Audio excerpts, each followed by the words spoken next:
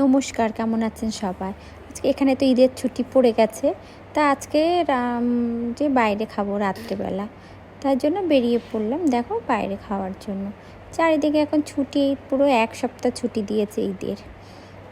এই যে আমরা চলে যাচ্ছি বাইরে খাওয়ার জন্য। চারিদিকে লোকজন আজ প্রচুর বেরিয়েছে, কারণ আগের বার ঈদে সবাই বেরোতে পারেনি। এই যে আমরা খাবার অর্ডার করে অলরেডি খাবার এসে গেছে আমাদের, খাওয়া শুরু করে দিয়েছে সবাই।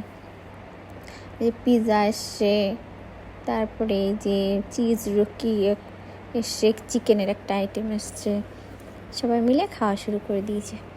আর ঈদের জন্য কি ভিড়, সবাই এখন বাইরে খাচ্ছে, কারণ এই টাইমটাই সবাই বাইরে বেরিয়ে খাওয়া দাওয়া করছে, রাস্তাঘাটে প্রচুর লোকজন।